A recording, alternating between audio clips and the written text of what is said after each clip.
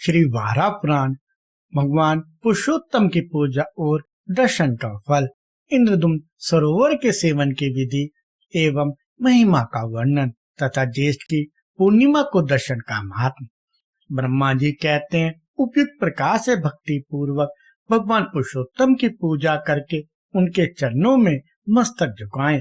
इसके बाद समुद्र से प्रार्थना करें, सरिताओं के स्वामी तीर्थराज, आप संपूर्ण भूतों के प्राण और योनि हैं, आपको नमस्कार है। अच्युत प्रिय, मेरी रक्षा कीजिए। इस प्रकार उत्तम से समुद्र में स्नान करके तथा तट पर अविनाशी नारायण की विधि पूर्वक पूजा करके बलराम, श्री कृष्ण और सुभद्रा को प्रणाम करे।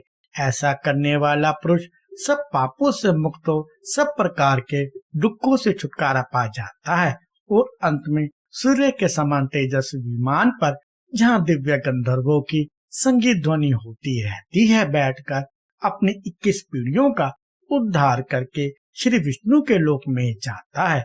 ग्रहण, संक्रांति, अयनारम, विषुव योग, युगादि तिथियां, व्यातिपात, तिथिशय, आषाढ़, कार्तिक तथा माघ की पूर्णिमा और अन्य शुभ तिथियों में जो वहाँ ब्राह्मणों को दान देते हैं, वे अन्य तीर्थों की अपेक्षा 1000 गुना फल पाते हैं।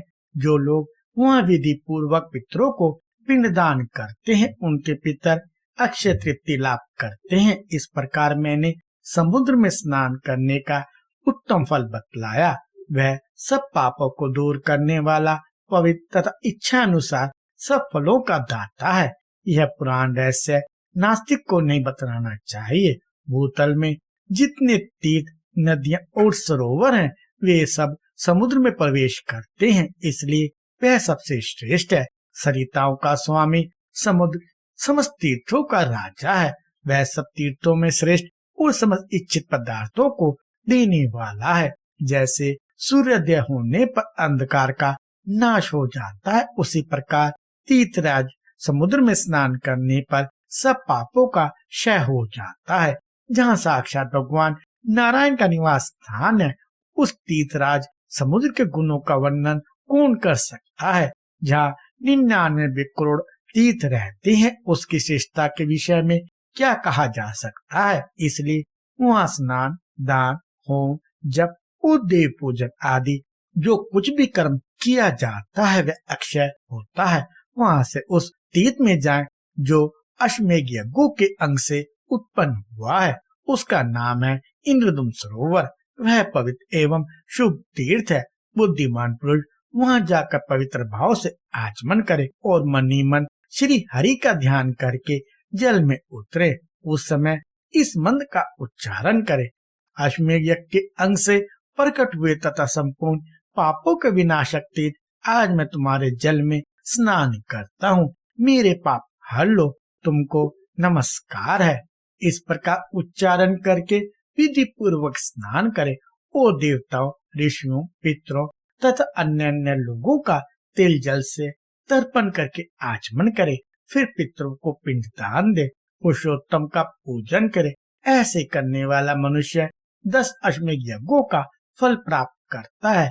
वह 7 पीढ़ी ऊपर और 7 पीढ़ी नीचे के पुरुषों का उद्धार करके इच्छा अनुसार गति वाले विमान के द्वारा विष्णु लोक में जाता है। इस प्रकार 5 तीर्थों का सेवन करके एकादशी को उपवास करे। जो मनुष्य ज्येष्ठ की पूर्णिमा को भगवान पुरुषोत्तम का दर्शन करता है, वह पूर्वक फल का भागी होकर परम धाम को जाता है, जहाँ से पुनः उसका लौटना नहीं होता। मुनियों ने पूछा, पितामह, आप माघ आदि महीनों को छोड़कर ज्येष्ठ मास की इतनी प्रशंसा क्यों करते हैं? प्रभु, इसका कारण बताइए। ब्रह्मा जी बोले, मुनिवरों सुनो, अन्य मासों की अपेक्षा जो ज्येष्ठ मास की बारंबार प्रशंसा करता हूँ, उसका कारण संक्षेप से बतलाता हूँ। पृथ्वी पर जो तीर्थ, नदियाँ, सरोवर, पुष्करणी, तड़ाग, वापी, कूप, हिद और समुद्र हैं, वे सब ज्येष्ठ के शुक्ल पक्ष की 10वीं से लेकर पूर्णिमा तक एक सप्ताह प्रत्यक्ष रूप से पुरुषोत्तम तीर्थ में जाकर रहते हैं।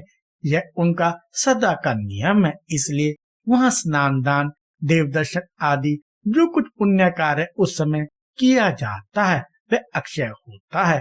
द्विजवरों, ज्येष्ठ मास के शुक्ल पक्ष की दशमी तिथि 10 पापों को हरती है, इसलिए उसे दशहरा कहा गया है। उस दिन जो लोग अपने इंद्रियों को वश में रखते हुए श्री कृष्ण, बलराम और सुभद्रा का दर्शन करते हैं, वे सब पापों से मुक्त हो विष्णु लोक में जाते हैं। उत्तरायण और दक्षिणायन के आरंभ के दिन श्री पुरुषोत्तम, बलराम और सुभद्रा का दर्शन करने वाला मानव वैकुंठ धाम में जाता है। जो मनुष्य फागुन की पूर्णिमा के दिन एकाग्रचित्त हो पुरुषोत्तम श्री गोविंद को झूले पर विराजमान देखता है, वह उनके धाम में जाता है। विषुव योग के दिन विधि पूर्वक पंचतीर्थ विधि का पालन करके जो श्री कृष्ण, बलराम तथा सुभद्रा का दर्शन करता है, वह सब पापों से मुक्त हो विष्णु लोक में जाता है। जो वैशाख कृष्ण तृतीया को चंदन चर्चित श्री कृष्ण का दर्शन करता है, वह विष्णु धाम में जाता है। ज्येष्ठा नक्षत्र से युक्त ज्येष्ठ मास की पूर्णिमा के दिन जो श्री पुरुषोत्तम का दर्शन करता है, वह अपने 21 पीढ़ियों का उद्धार करके श्री विष्णु लोक में जाता है।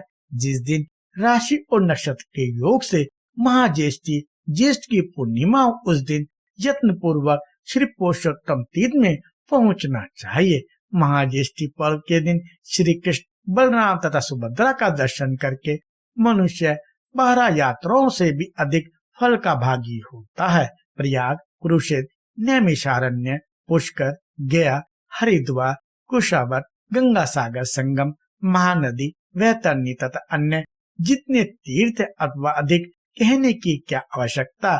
पृथ्वी तल के सब तीर्थ, सब मंदिर, सब समुद्र, सब पर्वत, सब नदी तथा सब सरोवर में ग्रहण के समय स्नान दान से जो फल होता है, वही माँ ज्येष्ठी को श्री कृष्ण का दर्शन करने मात्र से मनुष्य पा लेता है। अतः माँ ज्येष्ठी को सर्वथा प्रयत्न करके पुरुषोत्तम तीर्थ की यात्रा करनी चाहिए। सुभद्रा के साथ श्री कृष्ण और बलराम का दर्शन करने वाला मनुष्य अपने समस्त कुल का उद्धार करके भगवान विष्णु के धाम में जाता है।